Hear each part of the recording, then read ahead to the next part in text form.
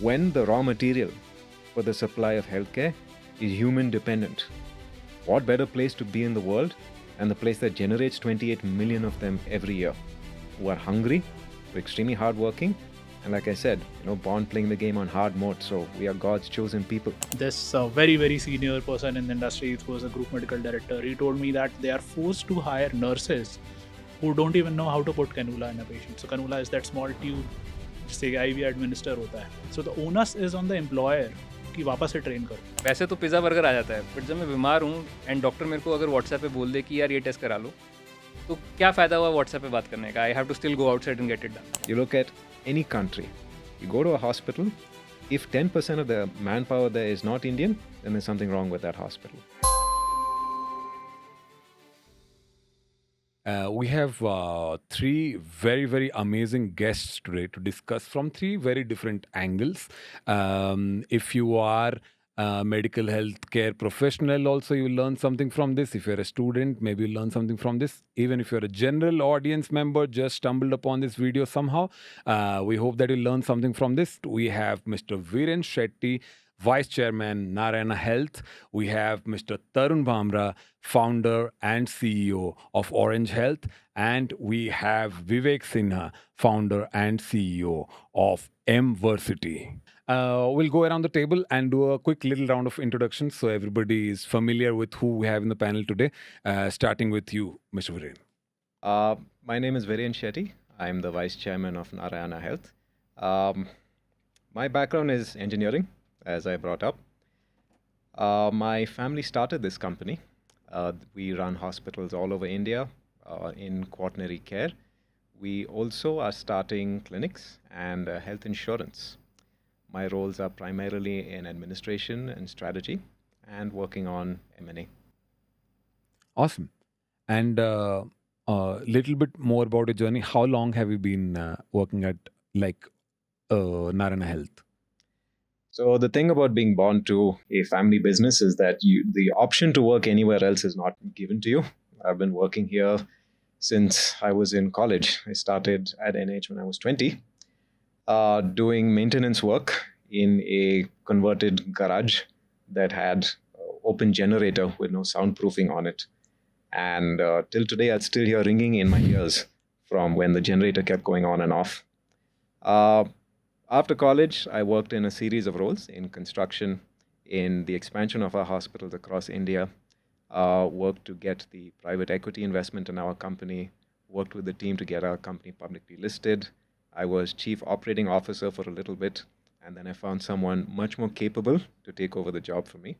And now I call myself vice chairman, which means that I don't get to have a lot of responsibility, but I get to poke my finger wherever I feel. Amazing. Sorry, one more question. For people who are from Bangalore, they're obviously familiar with Narayana Health. But you just mentioned expanding across India. So how many cities are you present now and how many branches are there? We have 20 centers across 9 cities in India. Most of our hospitals are in South India, in Bangalore, around Karnataka, and around East India. So that's West Bengal. We also have hospitals in Delhi, Bombay, Jaipur, Ahmedabad, Raipur, Guwahati. Do you have different specialities? All our hospitals are multi-speciality hospitals. We have a disproportionate focus in cardiology, cardiac surgery, because half of all deaths in India are heart-related, and so that's invariably why you will end up in the hospital. But only about a third of our business comes from cardiology, cardiac surgery, 14% GI, 10% oncology, 8-9% neurology, neurosurgery. So it's a fair mix, but yes, heavily weighted towards the heart sciences, and that's the thing we're most known for. Awesome. Because for people outside Bangalore might not know, it's called Narayana Hridayalaya. Yeah. Yeah. Amazing. Thank you so much, Viren. Now I come to Mr. Tarun, who is also my college senior. In fact, you graduated the year that I went in. And look at both of us not doing anything with our degrees.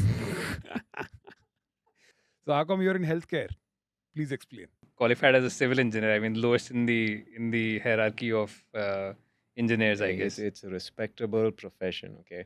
It was, in fact, the original engineering. So, fun fact, all engineering was military engineering the first colleges were started by the US military, maybe UK, I don't know, but the military started. So engineering was military engineering.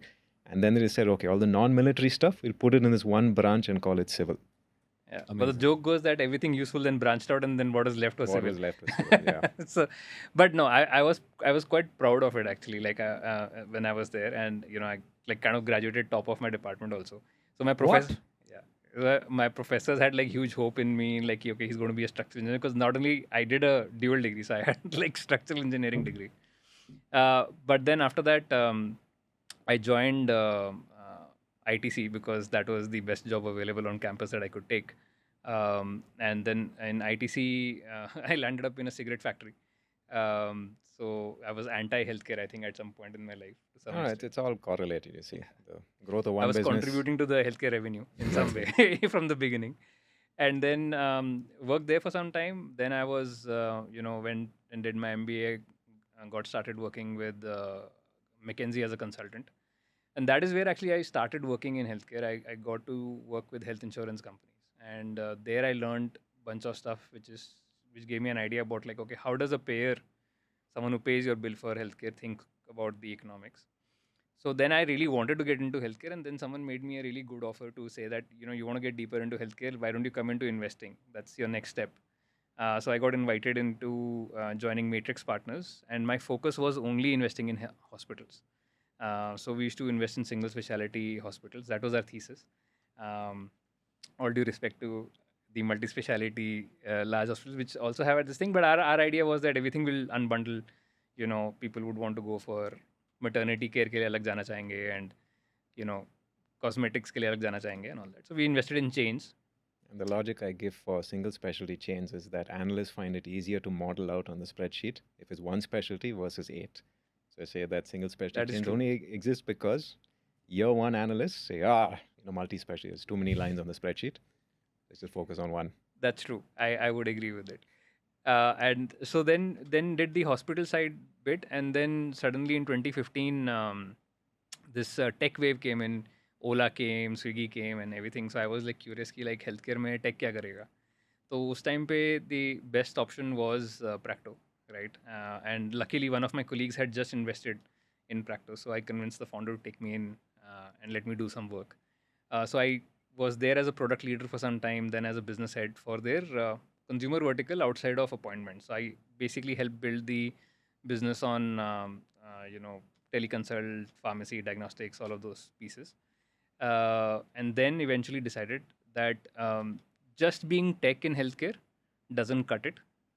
So the idea was that if you want to do some innovation, any innovation, right, you will have to become a provider. You have to get into the nitty-gritties of it, and you also cannot put an asterisk at the end of statement. Like marketplace का एक होता है कि अगर आपको service अच्छे से नहीं मिली, मेरी गलती नहीं है, मैंने सिर्फ आपको बेचा है, right? So you have to be the seller, and you have to take ownership. Just ask you to clarify a little bit. What is a marketplace for somebody who might not know what Practo is? I'll give the simple answer, then Tarun give the complex answer. Simple answer is when a bunch of techies get together and they say, I want to create a company, but I don't actually want to do work. I just want to do coding in an office. Then they create a marketplace. Got it. So I think marketplace is, more formally, it is a thing where you already have series of companies that are selling services. Right. You make sure that those companies can list themselves online, and you allow people to choose which service they want to take on that online surface, right? So it's just a website which is listing all the services from different hospitals, from different labs, or whatever it is. Right? So let's say like housing.com is a market tech on top of real estate. Yes, tech on top of real estate. So they will connect you to the agent who will eventually sell the house to you, or they will eventually connect you to the builder who's actually selling the building. But they just make it easy for you to search online. Essentially, what it is. So it's basically cataloging. It's cataloging and purchase, and you take a transaction fee from it. Right? And you're working Practo, which was doing some version of this. Yes, it was simply just that. Like we were aggregating all the doctors and making sure that those doctors' appointments are available to you, right? And then we were eventually started aggregating other services, right? Diagnostics. We kind of like took the help of ThyroCare and brought it to the platform, and then people would actually get service by ThyroCare. But the challenge that eventually happened that I personally felt was, and my co-founder also, he felt was, when it came to our own family falling sick, no, we didn't use our own product. You don't have that kind of comfort and feeling that, you know, we are in control of the situation. The how the sample is collected, what time it is getting taken for testing. If you have a question or if you have a problem with the report, you know, it goes into the void. The provider might not answer to you because you're one of many channels from where he's gotten the order, right? So innovation possible nahi tha. Matlab, they were not even interested in listening to us and what can be done better or what should be done better, obviously, because we didn't know how to run the business.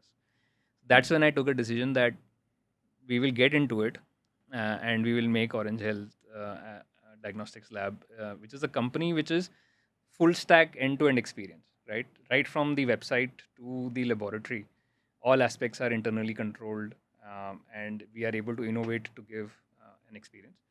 And idea was very simple. Idea was that Bharat के अंदर there is a group of people who are coming in and saying कि यार you know millennials हमारी उम्र के लोग in 2015 they were 25-year-olds basically. हमारी उम्र उस वक्त 25-30 साल की थी. And they were all thinking that saying जो भी नंबर मेरे पापा के पास उनके मोबाइल फ़ोन पे है ना, वो number I will replace with an branded online on demand solution. पापा के पास टैक्सी स्टैंड का नंबर था, मैंने ओला उबर ले ली. इवन इन मुंबई जो काली पीली सामने मिलती थी उसके अंदर भी people move to Ola Uber, right. Then they set किया ठीक है अभी मैं बैचलर हूँ, मेरे को खाना नहीं बनाना है तो स्विगी. पापा के रेस्टोरेंट की जितनी वो सबके ड्रॉर में रेस्टोरेंट के मेन्यू होते थे गॉट रिप्लेस्ड, राइट. देन शादी हो गई तो अब ग्रोसरी चाहिए तो बिग बास्केट केम इन, राइट. फिर शादी होने के बाद बच्चे हो गए, घर चलाना है तो अभी कारपेंटर इलेक्ट्रिशियन का नंबर होता था पापा के पास, अब अर्बन कंपनी आ गई. तो मेरी सिंपल ये थीसिस थी कि अब ये सब लोग 35 साल के होने वाले हैं, जितने पाप 20 साल की उम्र में कर रहे हैं वो अभी will come now and they will get the chronic conditions. Too real. Right. Too real. So then I said कि that guy is going to say कि you know जब मैं बीमार हूँ, वैसे तो पिज़्ज़ा बर्गर आ जाता है, बट जब मैं बीमार हूँ एंड डॉक्टर मेरे को अगर व्हाट्सएप पे बोल दे कि यार ये टेस्ट करा लो, तो क्या फ़ायदा हुआ व्हाट्सएप पे बात करने का. I have to still go outside and get it done, right. So या तो आप टेस्ट हॉस्पिटल में ही करा लो if you have gone to the hospital, but if you have not gone to the hospital, right, you are going to a separate collection center for just wasting time for the benefit of the diagnostic lab. आपका तो कोई फ़ायदा नहीं हो रहा है, कोई experience भी नहीं है वहाँ पे. तो आप सीधा घर जाओ, रियल टाइम ऑन डिमांड आपके घर आएंगे and we will get you the fastest possible result and we will reduce your maximum anxiety. Because no one buys diagnostics, okay? Everyone is looking for treatment. Diagnostics is only coming in the way because the doctor wants to know the value. So as sooner diagnostic gets out of the way, happier you are with the service. So we aspire to become the fastest diagnostic lab in India. And all our innovation, everything is designed to solve for that. Wow. Amazing. I mean, great. I have no further question. I actually understood everything. Like, I love how you went from Uber, Ola, Swiggy to by 35 की उम्र में तब तबीयत खराब होएगा तब हम आ जाएंगे तुमको ठीक करने के लिए. Correct. Amazing. ठीक करने के लिए नहीं, पता बस बताने के लिए की वैल्यूज क्या है. Amazing. Great. Awesome. Thank you so much. Vivek, Emversity. How did you, because I met you in a different context around a year and a half ago. Yeah. And now you're doing this. So how come this has happened? So Emversity, we are a higher education platform that tries to solve the skilling and skilled workforce issue in healthcare. Now, education as a lever to, let's say, upward mobility for a large section of Indian, that theme has always interested me. Sorry, I did not understand. So education as a life-altering lever in the for, let's say, people who are at low middle class. That is what took me to an academy, and that is what led me to start this venture as well. I came across a news article when there was an opening of some 16,000 constable in UP police, and 45 lakh people up. And by the way, that was an opening only for graduates, and 45 lakh people applied for that opening. They were stamped on railway station. And I was amazed. For a job that pays you 18,000 rupees as a UP police constable, 45 lakh people applying for 16,000 jobs, that's a selection rate of less than 5%. I mean, the question there is, does it really pay 18,000 or more? It's beyond the scope of this podcast, my son. But importantly, what I realized is that as a as a nation, we need to stop writing these or we need to stop obsessing about government jobs and stop writing these competitive exams. And don't get me wrong, I am also a product of these test prep. Yeah. Probably all of us are, right? I mean, not so much. But yeah, I guess we are outliers for the majority of people who obsess about these, let's say, government jobs or test prep products. They end up wasting precious years of their life. And on the other hand, I was going through reports where I kept on reading that healthcare or construction industry, there are 3 or 4 sectors which are on a very high growth trajectory.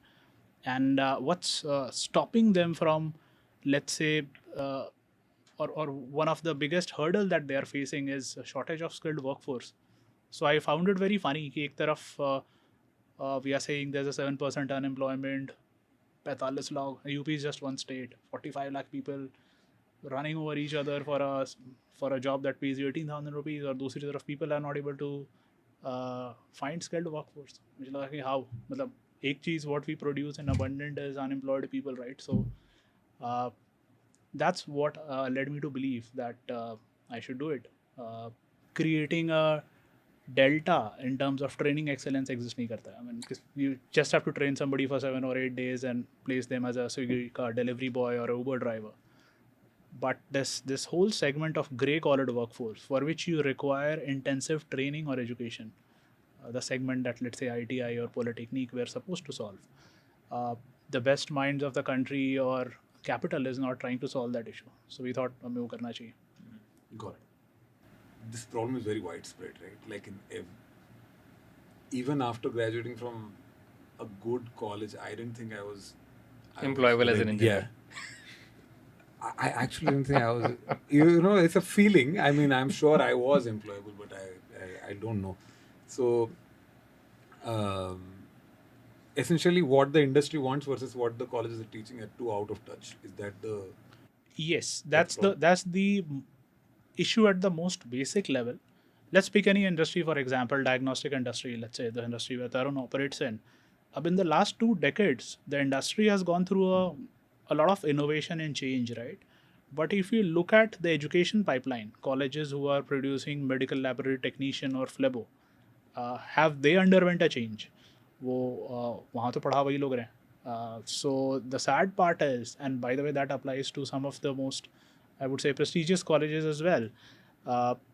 That education pipeline is completely out of sync compared to, or the pace at which they are evolving is much slower compared to pace at which the industry is evolving. That creates the skill gap. It's horrid. I will tell you. When I was working in ITC and we were working in a factory floor, our selection for technicians just for operating machines was 1:70. We used to go to 70 interviews we had to go through, and we could find one person capable of running a machine. Yeah. Right. And even in our company right now, the selection ratio is 1:35, 1:40. 40 interviews you have to go through. People who are experienced and have degree to say that one person is worthwhile to select. Yeah. I don't know what is. We've been in this business long enough to know that we as an industry, we want to grow in healthcare. We want to add more hospitals, get more doctors, get more nurses. And if we have to outsource that job to people who are in the credentialing business, you're not going to get what you want. Because if you're in the credentialing business, you're selling a degree, one piece of paper. That's not, as an industry, that's not what we're paying for. I don't care about the paper. I care about, can you do the work? Can you, draw blood? Can you run an ultrasound machine? Can you fix the technician? Can you talk to the patient? Can you, at least, if you're a doctor, then do you have the medical skills? We need skills. But I would say, the example that you brought about the 45 lakh applications, whether you're a graduate, even if you're a PhD student applying for a railway job, the point is the job at the end. The things that you did to get there, in the end, are irrelevant. And so there is a huge market of jobs, not just in India, across the world, where people would kill to get trained, skilled manpower. And if every single person is obsessed with the mindset that, no, it has to be a degree-based thing, it has to be in a college, it has to be this huge campus, this 500-acre campus center of excellence with, huge classrooms, we never get there. 28 million children are born every year. You think we're going to be able to train 28 million children with each in a campus and to build multiple campuses across the country? There's no way. No one has the same aptitude.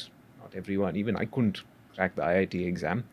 Most people cannot aspire to that, but you can aspire to a job that pays about $1 lakh a month easily with minimal training if you opt into the technical training programs. So as business owners, we are really hoping that you are hugely successful. So I'll Solve some tell of you, our I'll tell you problems. one very interesting story. In the process of building this company, I met the group medical director of one of the top 3 hospital chains in India. So they have more than 8,000 beds, and this very senior person in the industry who was a group medical director, he told me that they are forced to hire nurses who don't even know how to put cannula in a patient. So cannula is that small tube जिससे IV administer होता है. So next time you are going to a Narayana Health hospital, imagine the nurse doesn't even know how to put a cannula. So the onus is on the employer कि वापस से train करो. And by the way, that nurse is coming out of a BSc nursing curriculum after 4 years of, let's say, or supposedly 4 years of hard work, and they don't even know the basics. They've not been anywhere near a patient. They've not been anywhere near a hospital.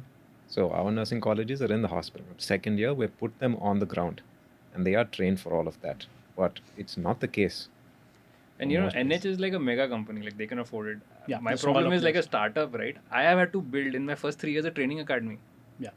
I mean, just like waste of my money, right? Like I'm having to retrain someone who has apparently come out after 3 years of diploma, right? So it's a huge burden on innovation in country in general, that even young companies cannot just rely on the workforce, right? We have to like No, but that is the cost. No, see, you're in India. I think invariably you end up becoming a full stack provider of everything. which I is why I'm think- hoping he will do a good job. Save me some I cost. think we have not explained what you do clearly though. So that's an interesting story because we spoke about platforms. So when I started, I wanted to build a talent marketplace for the healthcare industry. Okay. I wanted to build a platform where one side of the platform there are healthcare providers, hospitals, and diagnostic chains basically, and on the other side of the platform there are candidates willing to build a career in healthcare, and the platform will do some amount of skilling. That was the idea. During the process, like Tarun also realized, we realized that both quality as well as quantity of supply is a big issue here. So just doing a shallow job of matchmaking, let's say matching candidates with job opportunities, yeah, thoda bahut skilling and polishing won't help. So we took the hard call of actually becoming a higher education company. So Emversity is my higher education brand. Under Emversity, we offer certificates, degrees, and diploma in allied health sciences to candidate after standard 12. So imagine a candidate after standard 12 would probably write the MBBS entrance exams. If they are not able to clear that exam, but still they are very passionate about a career in healthcare, they'll go for our degree courses. So we run proper degree courses. An example is a degree in medical laboratory technician, or a degree in operation theater technician, or a degree in emergency and trauma care technicians. So that is what we do. These are 3-year rigorous intensive programs. What makes them unique is that 70% of these programs requires them to actually spend time with actual patients in a healthcare setup and not in classrooms. Got it. You mentioned allied health services. What is that? So if you go to a typical hospital, if you leave aside the blue-collar workforce, imagine that there are 100 people working in hospital, probably 15 of them would be doctors. Other 85 would be nurses or technicians or caregiver, therapist. So that whole, there are about 75 job roles which come under allied health professionals. So in his setup, the person who would be analyzing the, let's say, the samples and helping the pathologist prepare the report is called a medical laboratory technician.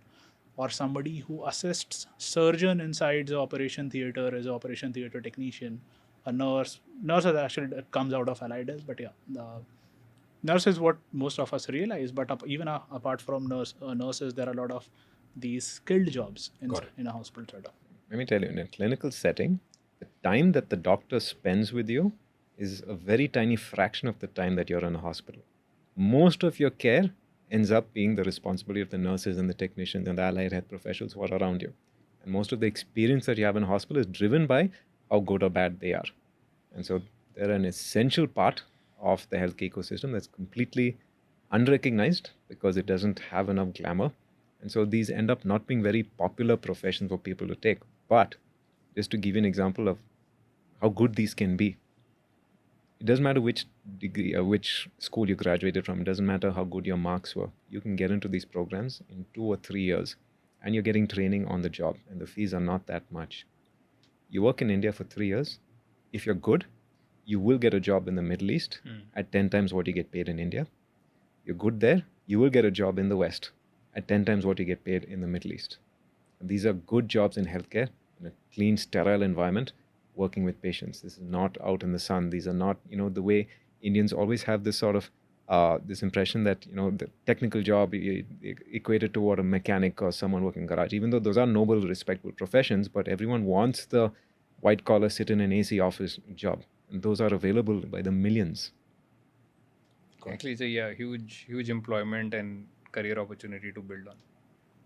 I was actually writing a show around 5-6 years ago about the healthcare industry of India, and I didn't explore any private healthcare as such. It was more about the public healthcare system, and I could not even reach the end of my research because the problems are just there's just compounding problems at every level. I felt that we have the doctors to population proportion is very less. Many places doctors are not even there. The primary healthcare centers are not active. But I don't know. What do you guys feel because you are in the industry? So what problems do we face in India regarding healthcare?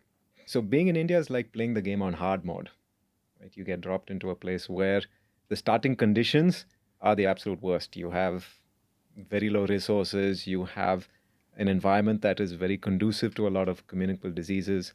Unfortunately, as Indians, we were meant to have very slender frames, but we're in a modern environment where you have unlimited access to very cheap carbs and terrible diet, terrible environment. All of these are exacerbating factors. Add to the fact that the education system doesn't gear people enough for being able to provide the supplies. So pluses and minuses. On the minus side, it's everything I described. On the plus side, look at the huge opportunity that presents itself. The provision of healthcare, it's not something that an AI or a robot could do for you for many, many years to come. And I've seen a lot of the robots work. I would never trust any of those robots today to come near you with the needle, unless there was a human behind that. And I've gone through a lot of the AI demos, a lot of the diagnoses, questionable, take it or leave it. So when the raw material for the supply of healthcare is human dependent, what better place to be in the world than the place that generates 28 million of them every year, who are hungry, who are extremely hardworking, and like I said, born playing the game on hard mode. So we are God's chosen people. And we will work extraordinarily hard for the outcome that will lead to a better system for all of us. Plus, enormously enthusiastic, engaged, willing to learn, willing to work anywhere in the world. You look at any country, you go to a hospital, if 10% of the manpower there is not Indian, then there's something wrong with that hospital. So there are huge advantages as well to the huge. So, you can call it as challenge, you can call it obstacle, you can call it difficulty. You can say, okay, these are the opportunity set. If there's shortage of manpower, I'll create an opportunity in providing training for manpower. If there's shortage of convenience and the ability for people to get the test results that they need, the opportunity is I will create that infrastructure. See, we are not the West in a way where all the problems are sorted. All the highways you need are done. All the housing you need is built. All the nuclear power plant or whatever you require is all sorted. Now there's really not much to do. In India, we have to build everything, and we can build it. Having learned all the experiences of the West, of all the other countries, we can build a much better system. And that's why any solution other than a full stack solutions country is bound to collapse, because the minute you start at one point and you keep unraveling, you find out that, oh, actually, I can do everything myself and better than if someone else were to provide that. Got it. I mean, that's a very positive way of looking at the. The only way, I guess, you have to solve it. Can't ignore it. So that's amazing. Any builder in this country has to veer towards optimism, just foolish optimism, even. Otherwise, how do you get anything done, man? Yeah. Yeah. So I mean, एक तो question सुन के consulting के दिन याद आ गया because scope is so big कि मतलब like 2 by 2 Put in a matrix 2x2. 2 by 2 matrix Two it banana has to, पड़ेगा. yeah. So I will, if I was to make 1 2 by 2 matrix, I would actually say कि देखो the problem is divided into 4 parts essentially. Like one is कि what are you talking about India 1 and rest of India, right? Tier 1 metro, top 15 towns, cities, then rest of the country. That's one set problem. And then there is problems from consumer perspective and from the provider perspective, right? कि जो healthcare provide कर रहा है उसकी क्या problems हैं, जो consumer है उसकी क्या problems हैं. रेस्ट ऑफ इंडिया वाली जो प्रॉब्लम है ना, that is an issue of affordability, plain and simple, right. And वहाँ पे प्रोवाइडर का इशू ये है कि पैसे नहीं बन रहे हैं, right. Of to set up an hospital in a small setup, right, you can't, you are not able to even recover the cost of capital, right. बहुत मुश्किल है चलाना, लोगों के पास पैसे नहीं है देने के लिए, and because they can't afford anything, you are not able to afford basic services properly being dispensed to the patient, so you are not able to meet certain degrees of quality or standards, right. तो जब मैं investing करता था तो मैं गया था इन दी northern states to सी कि लाइक टीयर 2 साउंड में क्या हो सकता है. What I saw there in ICUs and ICCUs, मेरी तो जान निकल गई. मैं कहा यहाँ अगर हम लोग बोर्ड पे बैठ गए तो जेल जाएंगे, राइट. क्योंकि उनको जो करना पड़ता है to serve that country, that part of the country, right, that will not pass any dreams that any administration guy has in Delhi, thinking कि ये बेयर मिनिमम स्टैंडर्ड होना चाहिए हेल्थ केयर का. अफोर्डेबल ही नहीं है, पॉसिबल नहीं है, इकोनॉमिक्स नहीं हो सकती, right. That's the challenge, which is why government will have to intervene and government will have to build that infrastructure initially till affordability moves up somewhat. Yeah, I don't think so, man. I think, see, we're trying the one size fit all with everything. Right? If you have to replicate the same infrastructure that's there in a big town, a small town, maybe it doesn't work. And so you have to innovate on the business model. So even in the company that you're building, you didn't try and build a sort of centralized lab system. You didn't try and build something that already existed. You took the solution. This is what people are wanting. Create a different form factor for that. बहुत सस्ता नहीं है, मतलब like beyond. No, for a hospital, up to a certain point, I would disagree. And so that's why in most countries, they end up aggregating demand. And so you don't build 5-star multi-specialty, corporate hospital in the middle of a village. You don't. You put it in the big town. There's a small, tiny referral center that doesn't get too ambitious. Yeah, with the kind secondary of work hospitals that it are does. there. And a good amount of connectivity and roads But and so on. you will not get, like, you have to change the standards of care that can be provided up to a certain level. That right? I agree. Right, you have to readjust your expectations, right. And that is why in India there are centers of excellence in medicine in every part of the country, ठीक है. Right from Bengal to Andhra Pradesh, जनता आंध्र प्रदेश में आती है अपोलो के पास, right. Indore is another centre, Delhi Gurgaon is one centre, Bangalore is one centre, Tata memorial, Tata side, this thing, Jamshedpur is one center, and then this thing is one more center, Mumbai, right. Because the people have to come to that place to justify the economics of setting up a decent hospital with certain standard of care. You can't distribute it. So that's the Bharat की problem. India की problem कुछ और है. India की problem है ये है कि आपके पास बहुत सरप्लस है, आप वेस्टर्न इकोनॉमी से बेटर हो, ठीक है. So I had a neighbour who was a Britisher, she loved being in India. क्यों? उसके 3 साल का बेटा था. वो थी मेरी लाइफ में कभी ऐसा नहीं होता था कि NHS के अंदर मैं अप्लाई करूँ और मेरे को 1 घंटे के अंदर मेरा पीडियाट्रिशियन मुझे मिल जाए. 3 हफ्ते के बाद की अपॉइंटमेंट मिलती है. 3 हफ्ते में तो बच्चे का फीवर ओवर हो गया. यहाँ मतलब 101 फीवर नहीं होता. मैं तो व्हाट्सएप कर देता हूँ अपने पीडियाट्रिशियन को, right. So I mean it's kind of madness. He is like HOD of a department, right. That level of service is available in India, right. Orange health हम बना रहे हैं, 60 मिनट में आपके घर आ जाएंगे, राइट. ट्राई करो आप US के अंदर क्वेस्ट डायग्नोस्टिक के लिए आप रिपोर्ट डालोगे, 3 दिन बाद रिपोर्ट आएगी.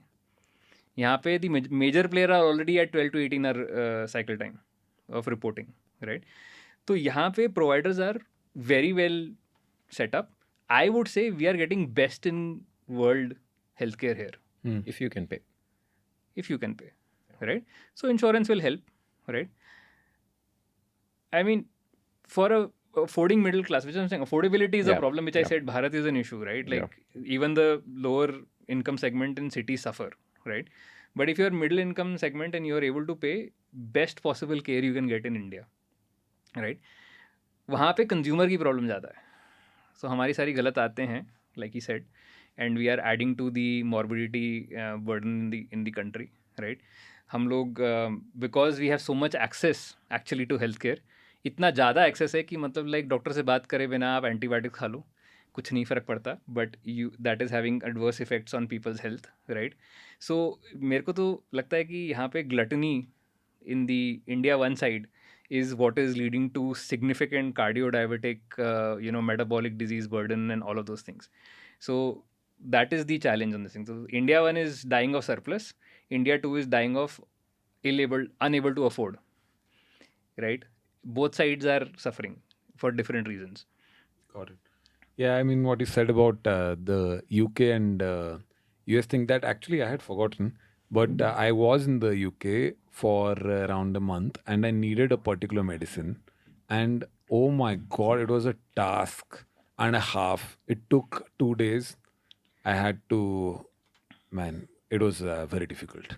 And finally, I found the medicine, but I mean, in India, yeah, I get what you're saying. If you're living in a city and you can go to a good hospital, then maybe it's easier, but also.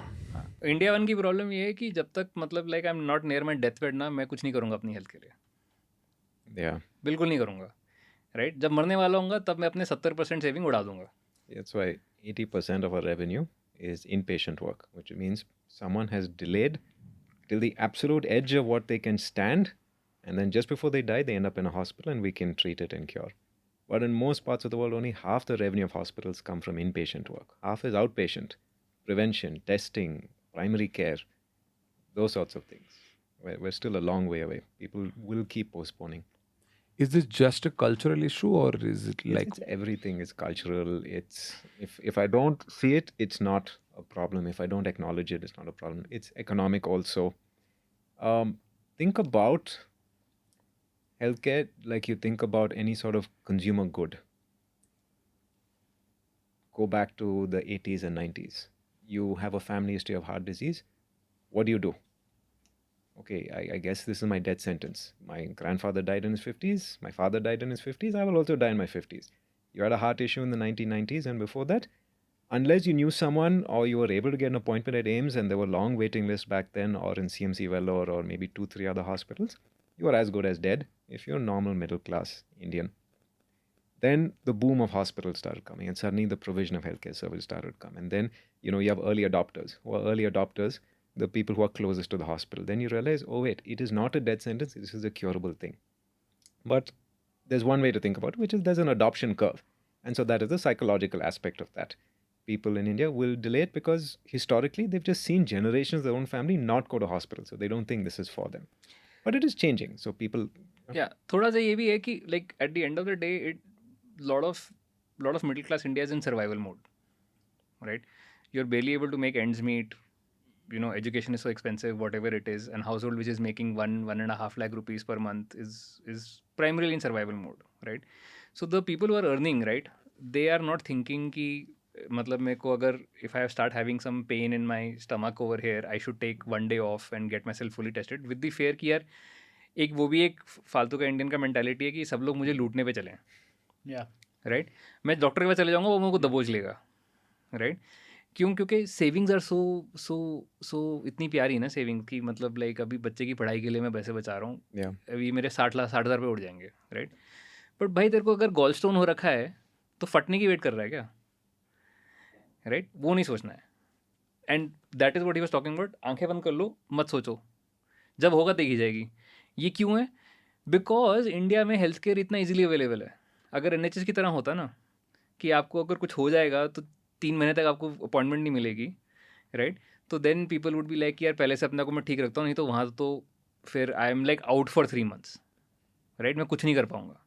अभी क्या है कि अगर मेरे को कुछ हो गया तो हॉस्पिटल चले जाएंगे, अभी कुछ हुआ नहीं है तो नहीं जाना. क्यों जाना है? The perfect solution that you can craft out of this, done purely without any real world experience, the perfect solution craft will be a telemedicine sort of solution. And so organically, every half smart person in this industry comes to the same realization. We came to this realization about 20 years ago. A lot of hospitals did at different points in time. A lot of startups realized it about 10 years ago. But as Mike Tyson said, when anyone has a plan, the plans fall apart when you get punched in the face. And in India, you get punched in the face quite a lot because the market will react to you, the government will react to you, the public will react to you, your investors will react to how you respond. Now, telemedicine as a substitute for the lack of doctors being available, that is good for VC pitch.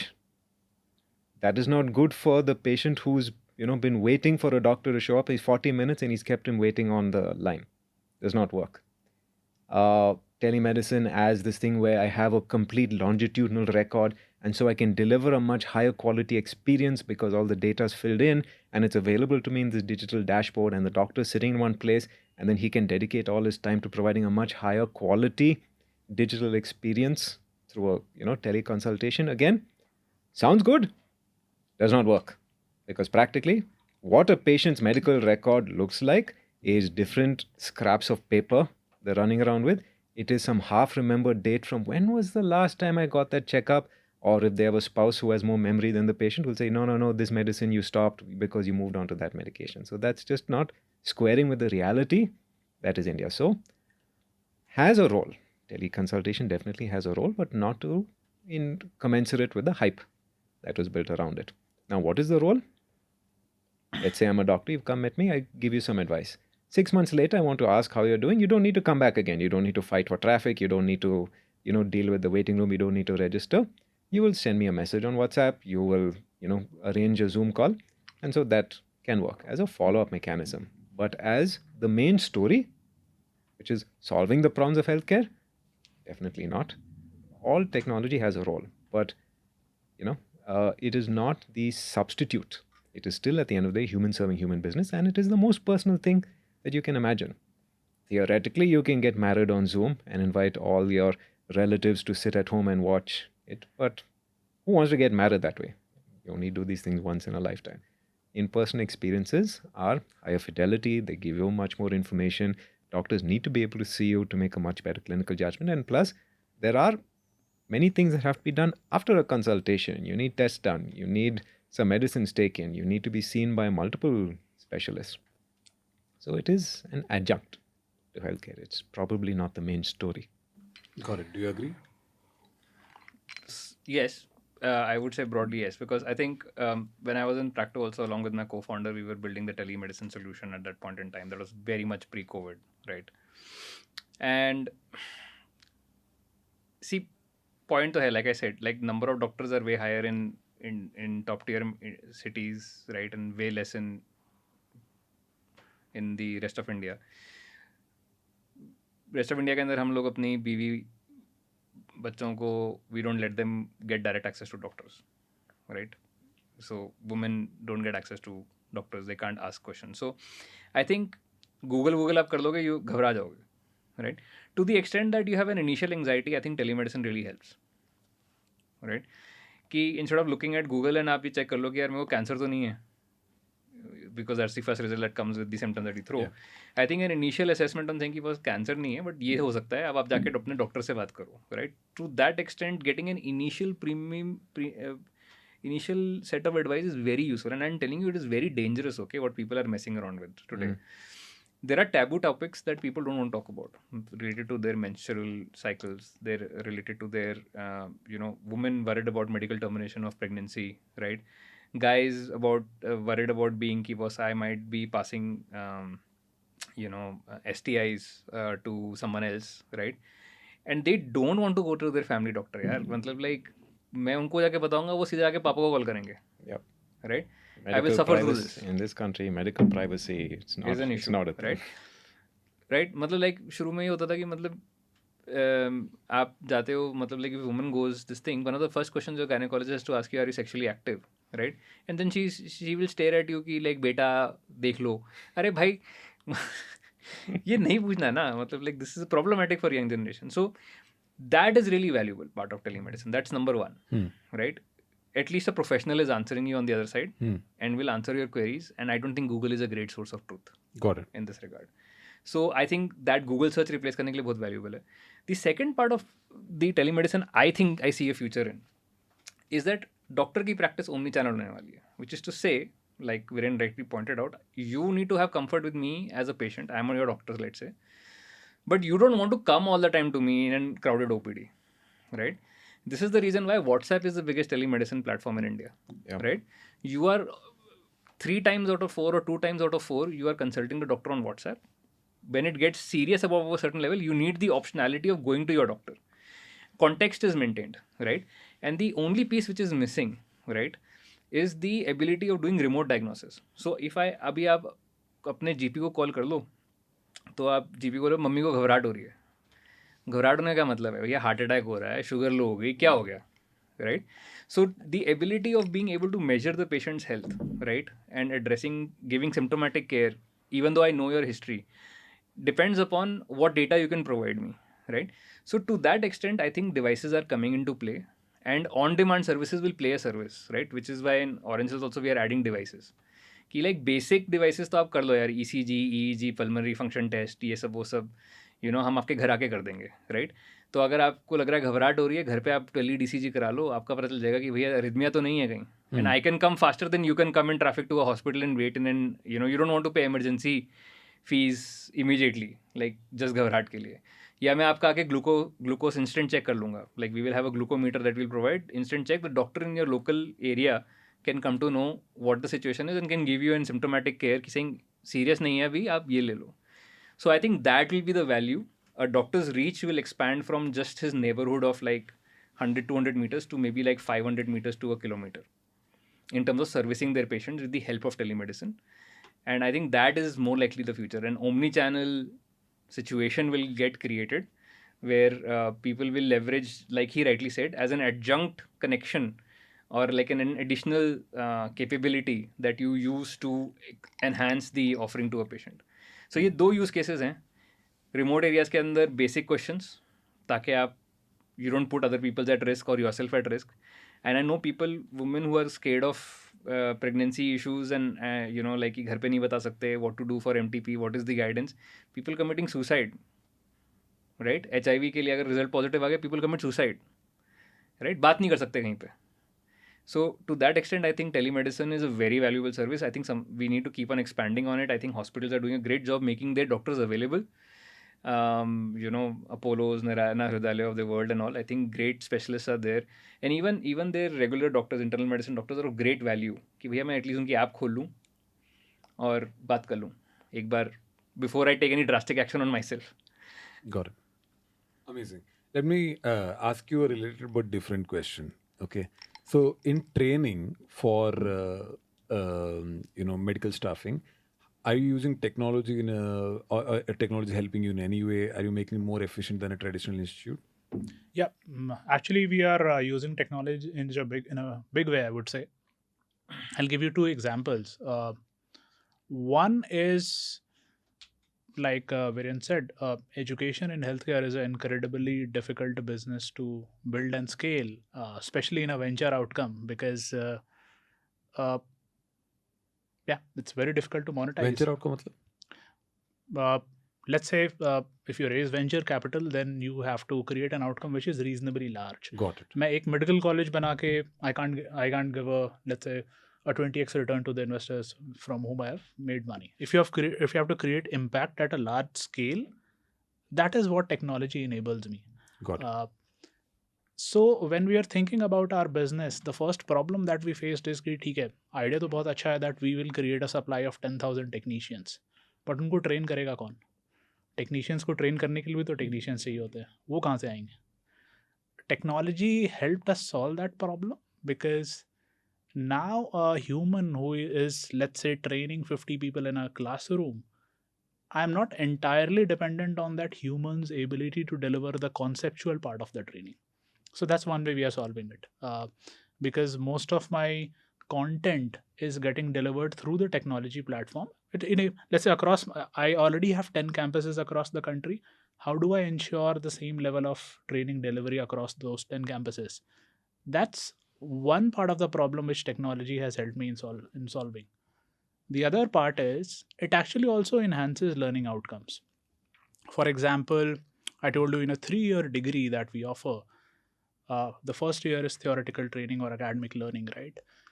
Now, telling somebody how a dialysis machine works versus actually helping them visualize how the dialysis or hemodialysis process works using a virtual reality simulation, these are two very, very different things.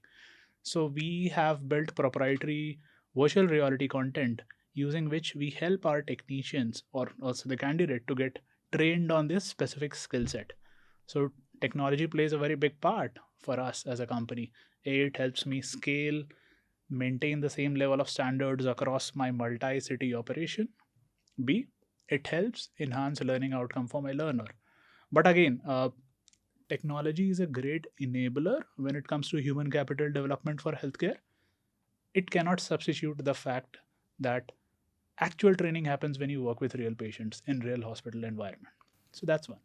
I think अभी in healthcare and actually in many businesses, आप कोई भी startup देख लो, everyone is coming to the reality that only tech is not the answer, right? For 80-90% of the startup world also, except if you are making a software as a company, like आप अगर software नहीं बना रहे हो, most companies are realizing, that you have to be a real business.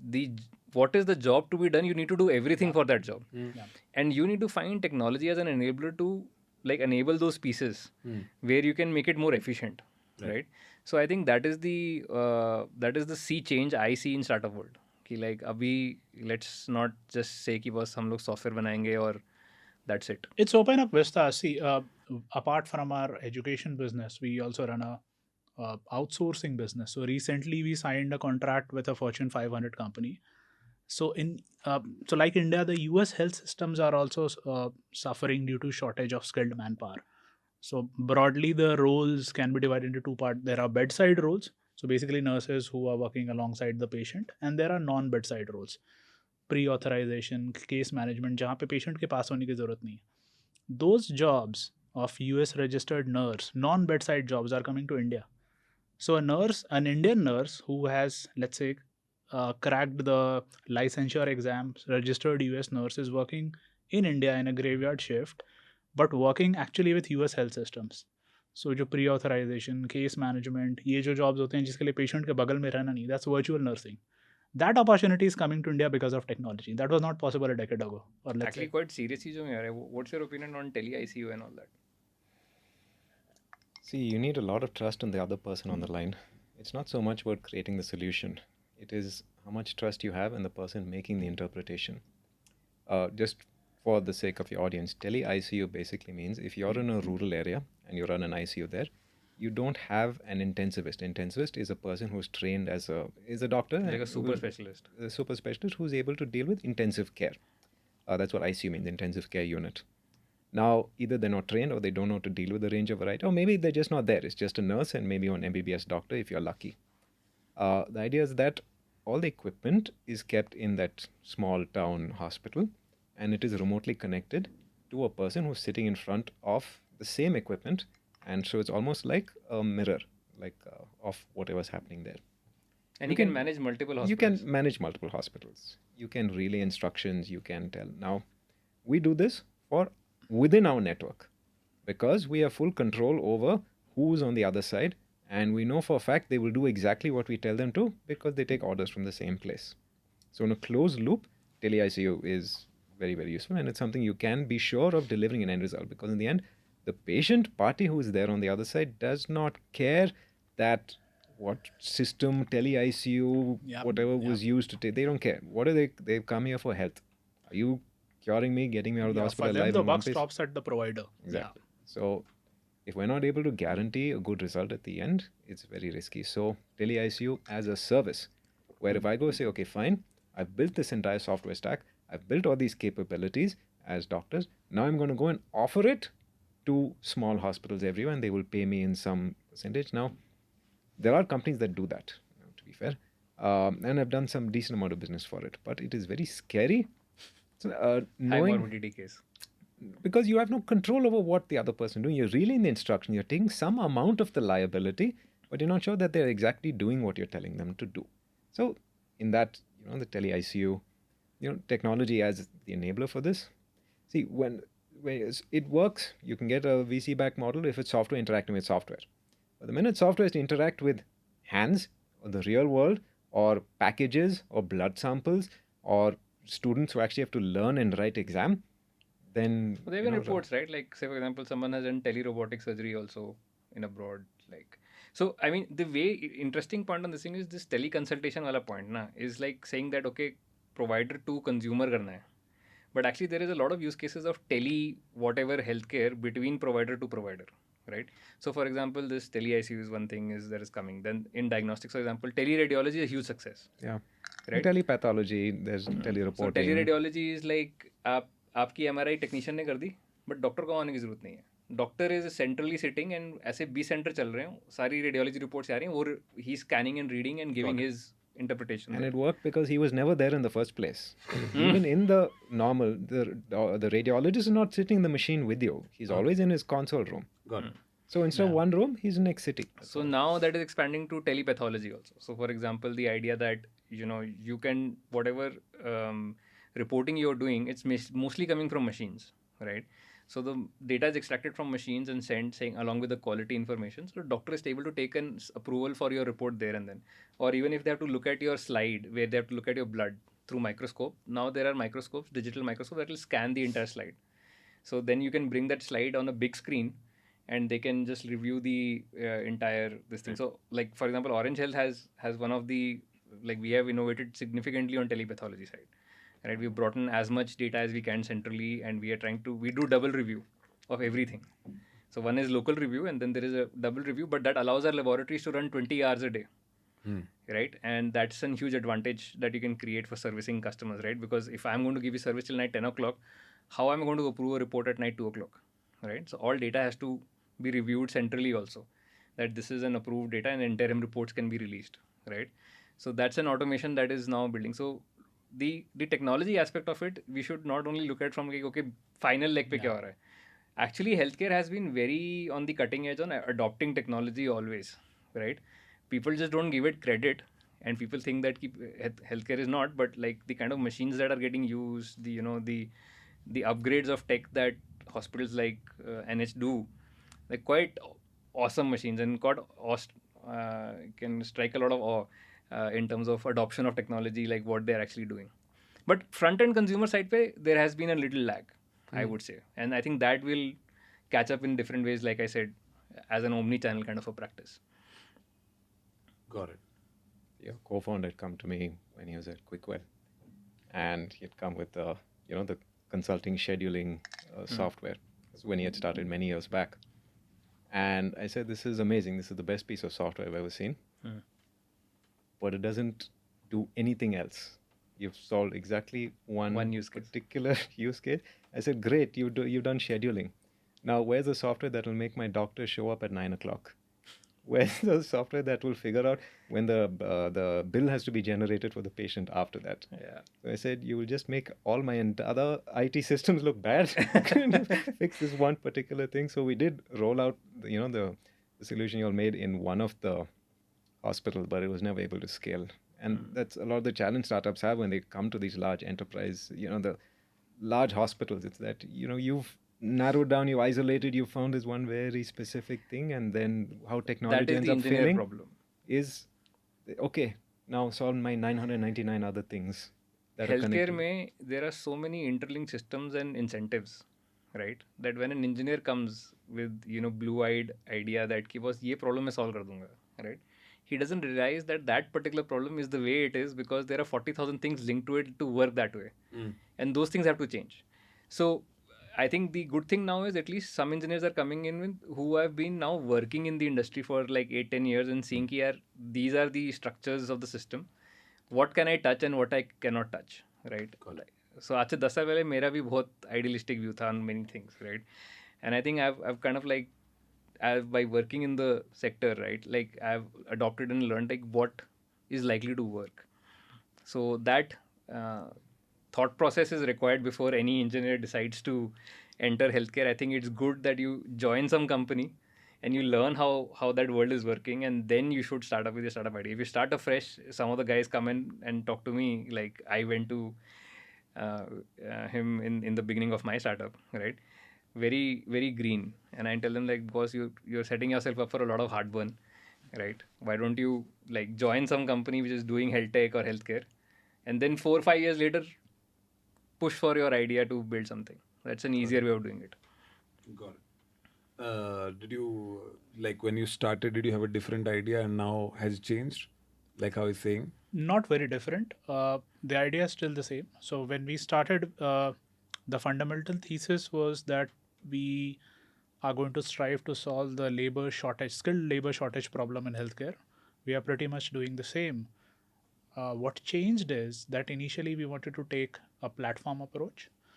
we later realized that the biggest issue in this vertical platform is that quality supply doesn't exist. So if I only do matchmaking, for example, if I, let's say, go and take his mandate and then I just do matchmaking with existing technicians, I'm just doing a shallow job. So I have to do the hard work of actually creating supply. Correct. So now we are a platform that adds supply as well, which means I have to now actually open campuses and take students through that whole cycle of 3 years of degree courses. When we started, we wanted to do let's say finishing and polishing plus matchmaking, jobs and candidates. That is what we initially thought. Yeah, life is always like this, no? You think, oh, it's simple problem, and then you get inside because and that was you're easy like, and that was cool, right? But building a platform was always easy and Yeah. technology. yeah. And when you actually go to solve it, you're like, oh, I see why it is a problem. Deeply structured. It's like Uber having to buy cars, or, Yes. or let's say, because quality cabs did not exist. You can't scale beyond 30,000 cabs in the city of Delhi. Beyond that, you have to actually either buy cabs on your balance sheet, or you have to enable drivers, give them loans to buy cars. So that is what we realized in that. You started with like, I don't need campus, I Yeah. need venture Yeah. return, and then you're like, Then I actually need to be campus. Yeah. Need But to do, yeah. how do your VCs respond then? See, because you come with the idea, it's asset light, it's got hockey stick growth, the numbers look good, and then you say, actually, no, I need to build a campus, build a school, and even in your case, I don't think you had in the original thesis that you would end up building labs. No, I And did. You always I did. did, which is why I got 50 rejections. It's like, But "Bhai, does kaise it karoge make it yaar?" harder? Like the more deep you have to get into it, the more That's knotty why the I problem think it's becomes that- for entrepreneurs, it's extremely important to choose the partners well. So in my case, or in our case, we were very lucky to have both my investor, Lightspeed and Matrix. They have seen both kind of businesses, and they have seen like really large scale platform getting built, Yeah. where the platform had to solve for or had to create new supply as well. Matrix invested in a lot of healthcare companies. Lightspeed, again, they have seen platforms at scale, right? Oyo, for example, was a Lightspeed portfolio company where I spent considerable amount of time in my career. Now, at one point of time, Oyo had to, let's say, shed that notion of just being a platform, a matchmaking platform, and go full stack. Yeah. So I think it's important to choose the right partners. In our case, we were lucky to have chosen partners who were probably thinking long term and who had a lot of faith on us as a team and on the space. How we execute, I don't think we ever faced any वो issue. थोड़ा सा cycle है. I mean, I was with Matrix like 10 years ago, right? And I think it has taken a little bit of time to catch up to the idea. And I'll tell you how it has happened. जो हम लोग 2010 वगैरह में थे, 2010-2015 में थे, तो startups के अंदर there was nothing in startups. Way to invest, right? So they were investing in all offline businesses, all VCs, right? मतलब like shoe, with Dr. Lal also got the investment, Vasan Eye Care got investment, all the hospital chains, individual got investments, because people were willing to invest in offline assets. Yeah. फिर शुरू हुआ 2015 के अंदर ये take वाला फंडा कि सब कुछ गिग इकोनॉमी होगी, right? You will suddenly see around 2015 to 2020 money dried up for offline businesses. Venture capital died for offline business, which is then everyone moved to tech.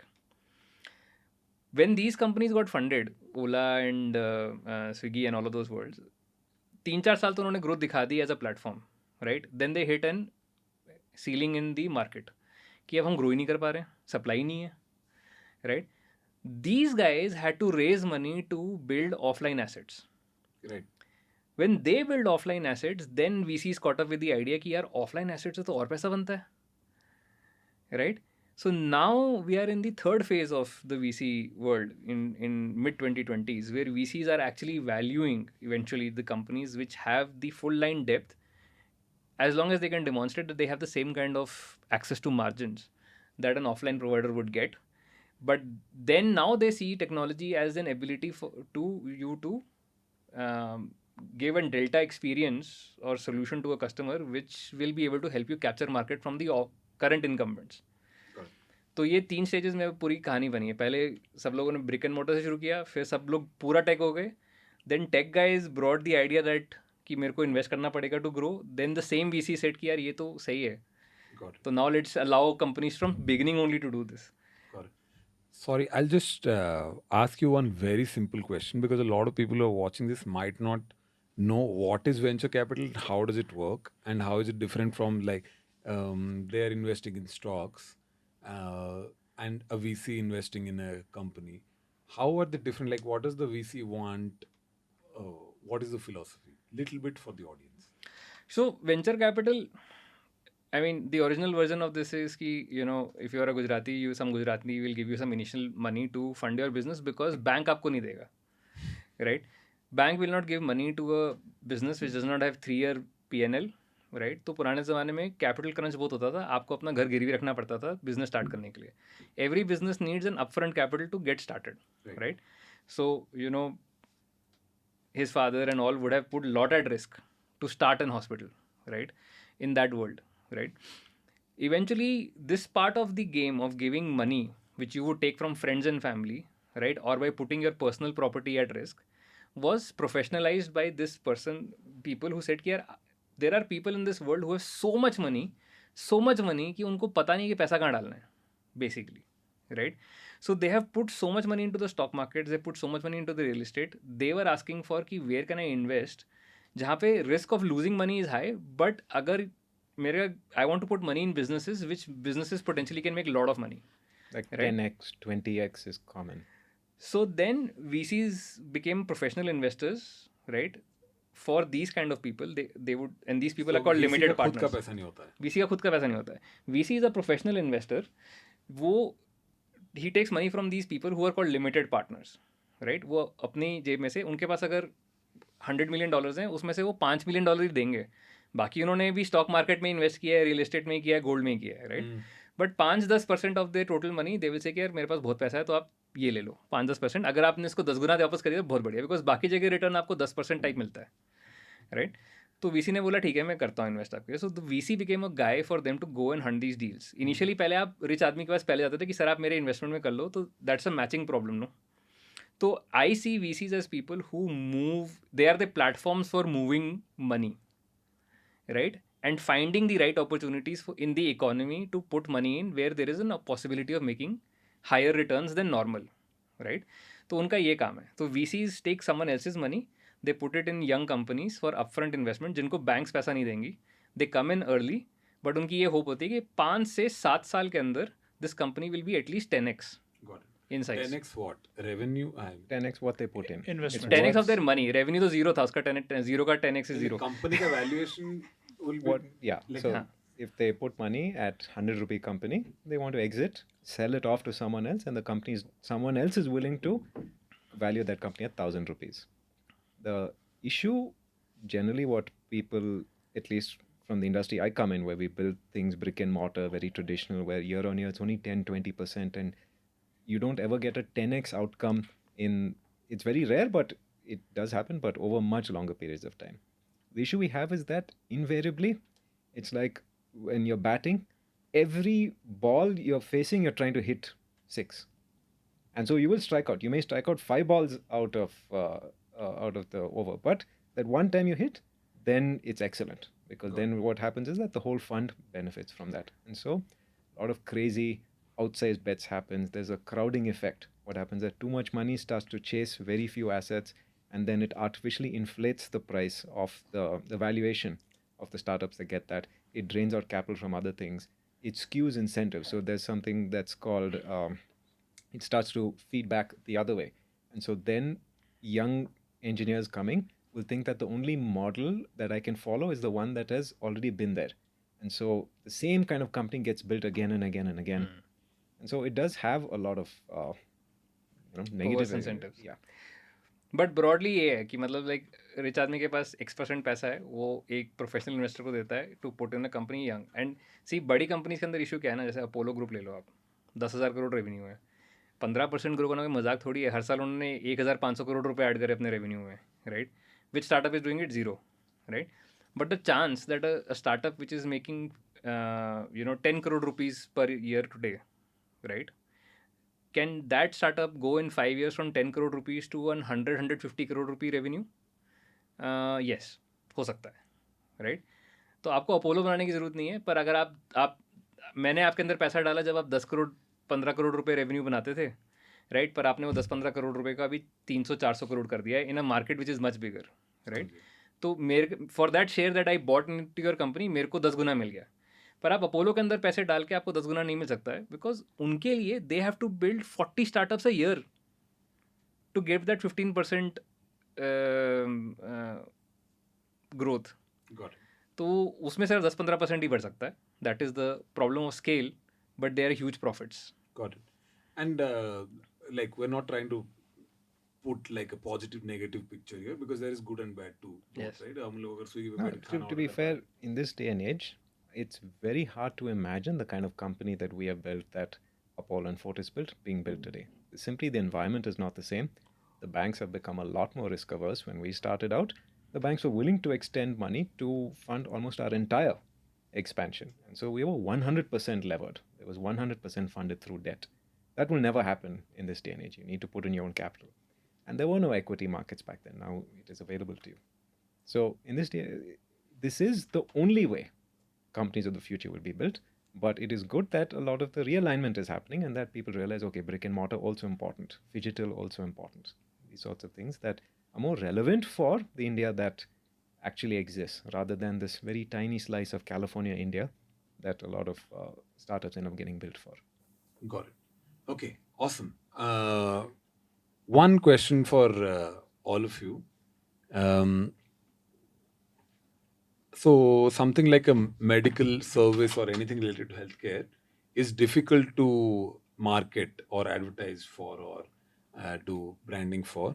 So one, is that a concern, or do you just care about the service and you hope that that will speak for itself, or what are the regulatory issues? How do you work around it? Okay, so for an early company, आप medical के अंदर ये नहीं कह सकते advertisement करके कि boss मैं बहुत बढ़िया हूँ, राइट? लाइक और भी बहुत लोग बढ़िया हैं, and actually they have been there for 20-30 years. Like why should I trust you? You are the new kid on the block. In healthcare reputation is built over a period of time, right? And it can only be built by doing certain number of trials, right? So initial acquisition of healthcare generally happens with people whom you already trust. They're recommending that service to you, right?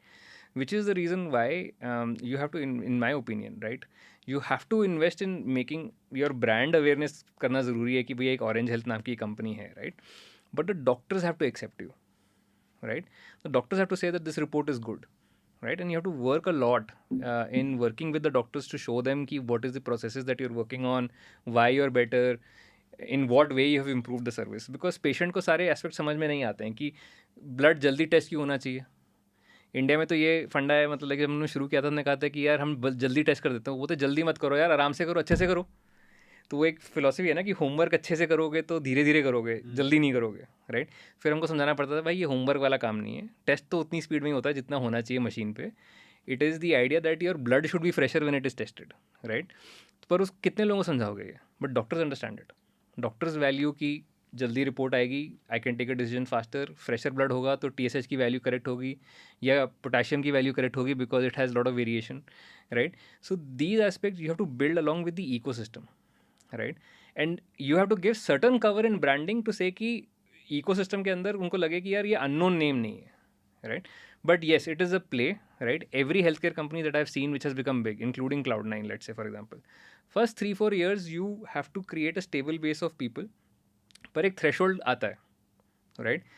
Once you hit a certain threshold in number of doctors who accept you and number of patients who accept you, you will see the curve bend up very fast. That is because people are taking your name in individual conversations. So आपको, this is a little patient game, right? First 3-4 years of your company build out in medical, right? आपको reputation बनानी पड़ेगी with the right people, right? And give some, keep on giving branding cover. जैसे वो है ना seed के ऊपर बीज दबाने का थोड़ी देर पानी आपको डालना पड़ेगा, आपको कुछ इफेक्ट नहीं दिखेगा, then the sprouts will come. So that is the mentality. A farmer mentality in building a brand is very important. And second thing I will say in building a brand in healthcare is आप गलती नहीं कर सकते, right? So for example, my quality cost right now is twice as much as that of Dr. Lal per lab per test basis. क्यों? क्योंकि मेरे को मैं एक गलती नहीं कर सकता, right? There are mistakes that happen in healthcare, right? But I need to do double the amount of effort in quality checks, quality controls, the money that I spent inside the laboratory on ensuring quality, right? And we do that. We spend higher on machines, we spend higher on quality controls, we spend higher on doctors than an average branded lab today would do, because mistake is death. In आपने गलत चीज़ कर दी शुरुआत में in your career as a medical company, you will lose reputation. Then your irreparable damage has been done. Got it. So you're basically saying quality control and word of mouth. And working with the ecosystem. You have to invest in building your brand with the ecosystem. Right? Doctors have to say कि ये चीज़ acceptable है. And I would not like to name here, but there are companies in diagnostics alone that have suffered that fate that कि भैया यहाँ से मैं अपना health checkup करा लूँगा, पर मम्मी बीमार होंगी तो कभी नहीं जा रहा वहाँ मैं. Right? And that's true, because doctors don't endorse it. Doctors don't feel that ki you will get reliable result from there. Not because लोगों को लगता है कि doctors are somehow getting some cut from diagnostics and all of those things, right? That's not the reason. Doctors don't make so much money from diagnostics, even if they're doing a franchisee business in the clinic with the diagnostic player. So for them it is immaterial. Their reputation is everything. उनको 20 साल लगे अपना career बनाने में, right? So they will never recommend a lab which they don't think is good for you, right? So that is the reason why if they tell you कि आपने अपनी mummy का टेस्ट एक्स लैब से करा लिया, उसके बाद आपको बोला कि यार ये मेरे को पक्का पता नहीं है, आप एक बार मेट्रोपोलिस से करा लो या डॉक्टर लाल से करा लो, उसके बाद आप बोलोगे भैया 2 बार क्यों पिक कराना है मम्मी को, मेट्रोपोलिस से ही कराते हैं. So as a new brand you have to ensure that कि on the first time the doctor is convinced कि यार यहाँ से रिपोर्ट सही आती हैं. You have to do it and you have to put the effort on the field for it. So, the role of marketing in healthcare. It doesn't seem that healthcare is something you need to market, and marketing does tend to have a very sordid reputation. Okay, marketing is tobacco, gutka, soft drinks. These are things that you don't need in life. So I need to force feed you, half-naked models so that I can pitch you on this thing that you don't need in life. But this is what you have. Whereas healthcare is lofty, it's aspiration, it's something that is good for you. So I don't need to tell the whole world I'm so great. You don't need to market that. And that is the old school reputation that our company had and most healthcare companies had as well. But you take away the name marketing. So maybe marketing is a wrong way to think about it. You call it communication, engagement, awareness. Functionally the same. It is the conveyance of timely, useful information to educate your customer that I am a provider of services that will make your life better. And we saw consistently that while we have great word of mouth, we have an incredible reputation, people really respect us, that we were losing relevance in the marketplace because we underinvested in the brand, we underinvested in marketing, we didn't spend any amount of time telling people how good we were. And so what happened is that vacuum got taken up by, on one end of the spectrum, absolute pretenders, on the other end of the spectrum, by new entrants. So what are the pretenders to healthcare? That is people who come online, who say that, wake up every morning and look directly at the sun and you will not get cancer. Or if you mix all these different kind of concoctions in water, then it will cure all your heart disease. Or if you breathe really quickly through your nose, the COVID will just go away. That's not true. I mean, yes, that last one is true. Absolutely. If you breathe really hard enough for your lungs to fall out of your nose, then yes, the COVID will go away. Got it. I'll try it. Yes. That is an example of excellent marketing because it was witty, it was catchy, it's viral. It, with minimal effort, whoever came up with that nonsense and, supported with, so-called ancient texts, right, which say that it probably doesn't, but they're able to create this entire industry around misinformation, conveyed in a very accurate way. And so they're able to sell their services and pretend to the customer that they're solving a problem. So maybe failure as a solution, but great success as marketing. Or if you look at new entrants that are much better attuned to what customers value and want. There are a lot of startups that have entered into the surgery space that have come in as single specialty chains as well, who do way better job at communicating to the customer exactly the attributes that customer values higher than we do. As a hospital group, what we value: clinical outcomes, skill of the doctor, all the certification and compliances that we need to take care of, and providing the best equipment and the best medicines and so on. Patient doesn't see any of that. They're anesthetized, they're unconscious while most of that is happening. What do they value? Quick in and out time, convenience, easy booking, uh, parking area being sorted for me, someone to pick up and drop.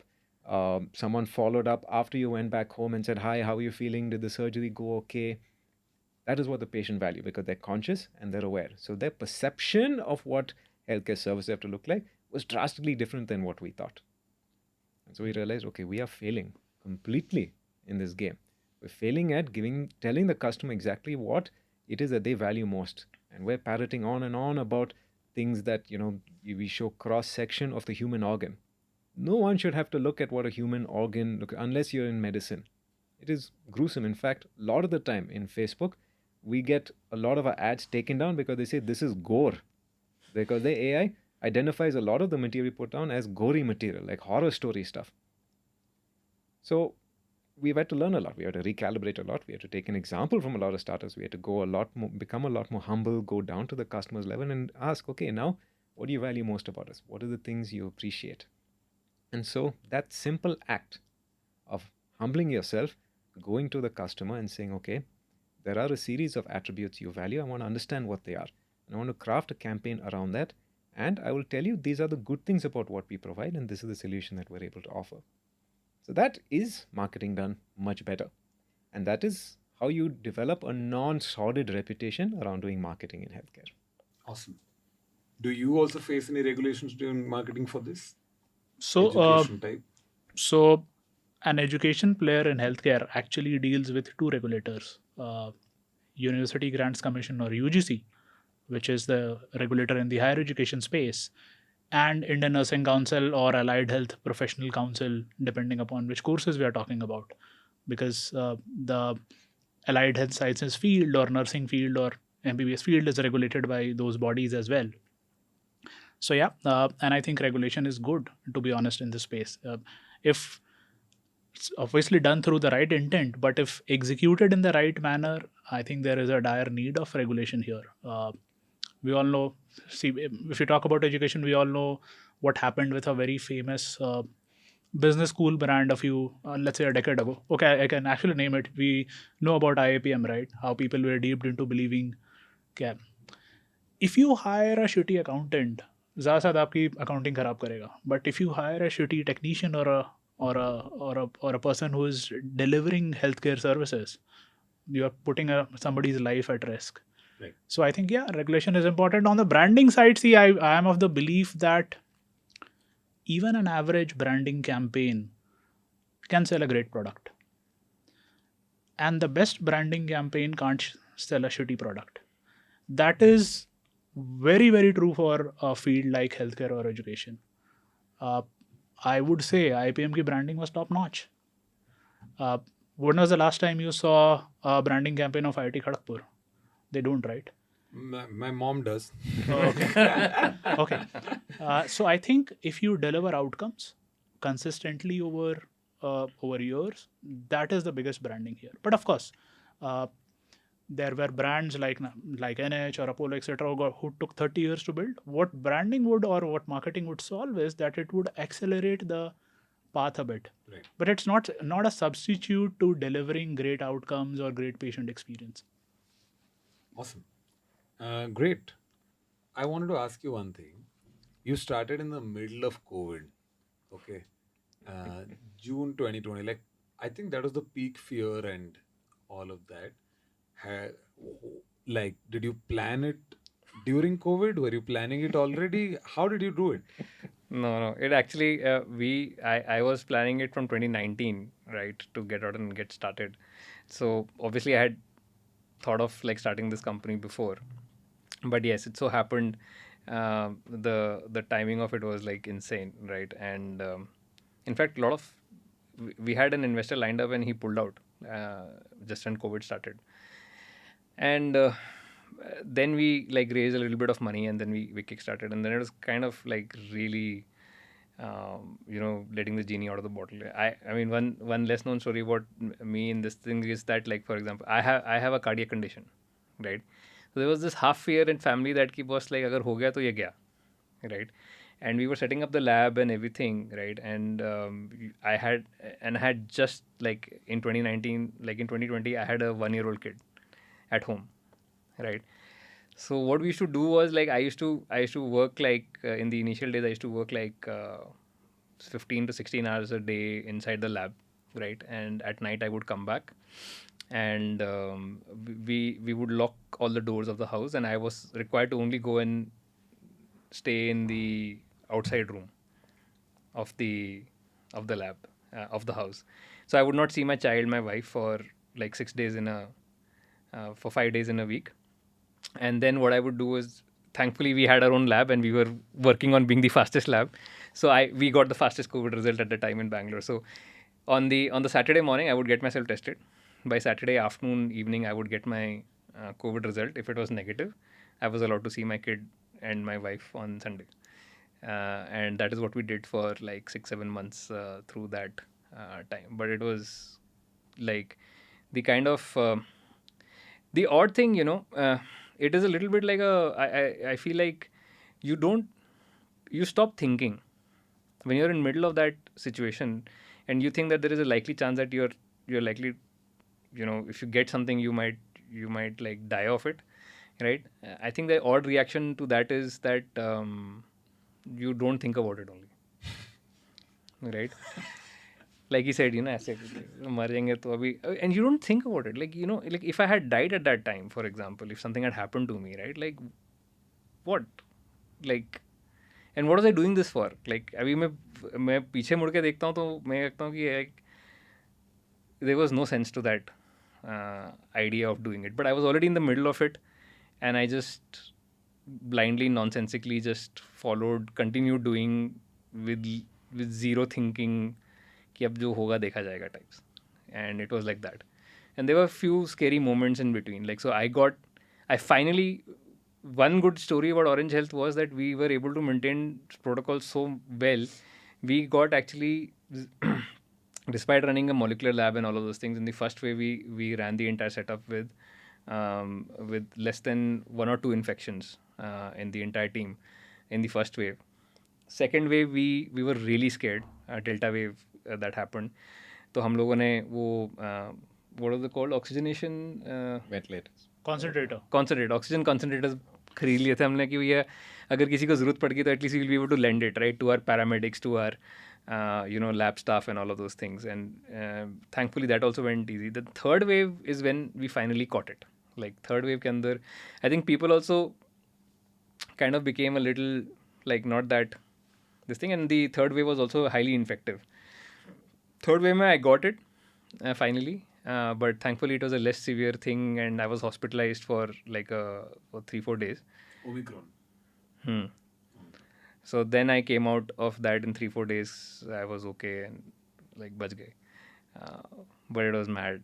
Like, it was not thought through. It was just कि like अब तो जंग के बीच में मतलब like parachute करके land करा दिया है, कोई नौकरी है नहीं, कोविड के बीच में कोई नौकरी देगा नहीं, लैब शुरू कर दी है, अब यही करेंगे और क्या करेंगे, घर चलाएंगे.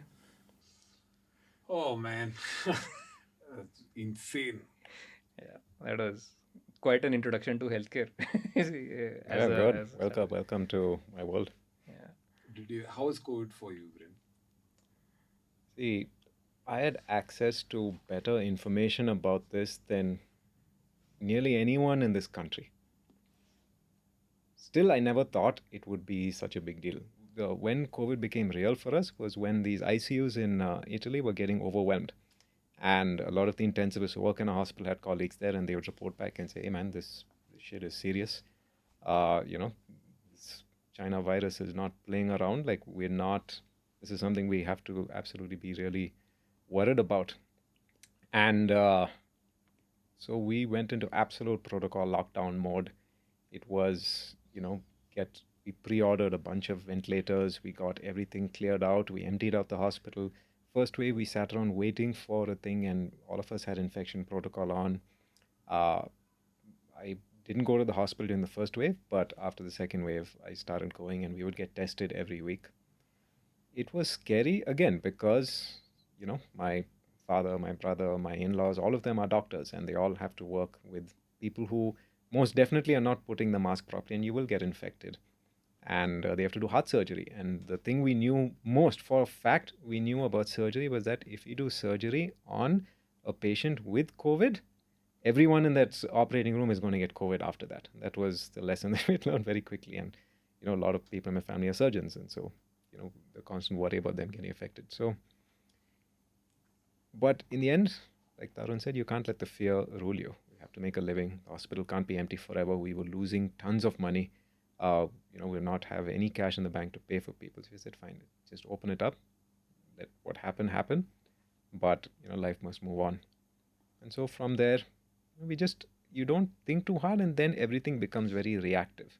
You realize, okay, some vaccine is there. Okay, let's place an order for a lot of vaccines. Okay, we need ventilator. Okay, place an order for a lot of ventilators. You're expecting thousands of patients to come. Okay, let's change a lot of the waiting areas, all of that.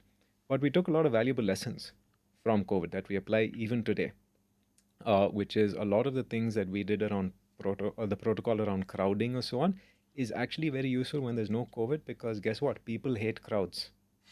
Okay, so a lot of the protocol we did on decrowding helps in that situation also. We triple invested in all the technology that we were building at the time. We were going at a pretty fast pace, but post-COVID realized, okay, telemedicine, tele this, tele that, everything needs to be fully online. We need data immediately. We need the information to travel very freely. And that pace we just kept on, going through. And the biggest realization of all of that people don't want to be in the hospital. During the first wave, there were people with cancer. We had diagnosed them with cancer and they had to come to the hospital for treatment for a disease they knew they were going to die from. They said, no, I'm not coming. I'll catch COVID. So that irrationality started to kick in. We realized, okay, the hospital is a place of fear right now. We need to start going out into the world where people are, building clinics, building outreach centers, building a lot more resources other than having a hospital-centric view of the world. That was a big pivot our business had to take post-COVID, and that's something we've built on. And that is actually the journey that we took as a company to not just be focused on hospitals, but to get into clinics and into insurance, because we realized that in the future, healthcare is something that you experience throughout your life. It's not just this once-in-a-lifetime thing that's going to happen. If you want to be in the continuum of healthcare, we have to provide all the things. Like this COVID thing it's just one insight on this thing is on human nature, okay? The rhythm of society and economy will not wait for anyone. People will forego thinking about their death to keep that going. I mean, I'm a businessman. I had no option, right? But technicians, lab technicians, doctors, like some of them might have had some savings. So many of them just continued, yaar. It's shocking. Like very few of them said, ये सब मैं छोड़ रहा हूँ, मैं घर जा रहा हूँ. I will live in a mountain. I will come back when the world is not on fire, right? People were willing to work in fire, यार. तो लोग खाली नहीं बैठ सकते actually. It's very weird about human nature. हम खाली नहीं बैठ सकते. लाइक 6 महीने आपने बंद करा लिया यार, अब ठीक है यार, अब देखी जाएगी. Just for being busy and being productive, right? No, and helping also. And helping also. All the WhatsApp messages you would get, oh, I need ventilator for this one. Yeah. Can you arrange a bed for this one? Everyone rallied. Human society cannot be like locked in, boss, no matter what the danger outside, right? We have this thing inside us that we will go out eventually. हम घर के अंदर बंद नहीं रह सकते. That was a very odd thing for me. मेरे को तो ये लग रहा था कि ठीक है मैं आ जाऊँगा, but like why would people work for my company? Like we were in first year, like we are nobodies. Nobody left. It was shocking to see that. And I used to pray every day कि भाई मतलब कोई मुझे छोड़ के मैं चले जाना यार, मैं अकेले कैसे करूँगा, right? And people stayed. People did work. It's crazy to see that, man. Yeah. I mean, this is not comparable, but we used to do stand-up comedy on Zoom, which is really unnecessary, I feel. It's very unnecessary.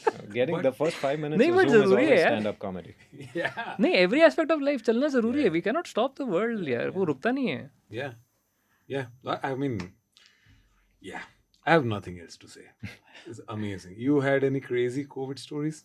So, yeah, COVID was, I would say, probably one of the most interesting times for the education technology space. So I was leading a business unit for OYO, and of course, hospitality came to a standstill during COVID. And it was in the middle of COVID when I took the role of running the online education business for an academy as the chief operating officer. I was in Gurgaon at that point of time. Of course, there was no time to waste because the whole education technology space was on steroids. So I remember that I took the first flight. So flights were halted back then, by the way. And the moment flight operations started, I took the first flight from Delhi to Bangalore. So I was in a PPE suit, and I took that flight in a PPE suit to come and meet the team, and I formally joined then. The next week, I came back to Gurgaon to take my family to Bangalore because pata nahi tha COVID kab khatam hoga. My 70-year-old mother with comorbidities, my 1-year-old daughter, and everyone in my family was literally abusing me. Ki, what are you doing? You are putting everyone on risk. But yeah, it was very exciting time. We ended up hiring about 3,000 educators that year because offline was came to a standstill, and education is something that has to continue, right? Yeah. Ended up hiring 3,000 educators, 5,000 employee. So very, very, I would say, eventful year for, especially from the education space for us. Wow. My kids were the saddest when COVID got over. They couldn't get to stay at home and stay on iPad all day. They go to physical school. Yeah. Guys, I think the end. I think after COVID stories, there's nothing else that we can say that can. But amazing. I think the podcast itself was a journey from, highly theoretical things to a very personal ending. I really enjoyed this episode. I hope you guys also enjoyed. Thank you so much for joining us for this episode. You guys, please like, share, subscribe. And thank you very much for watching this. Bye-bye. Thanks. Thank you.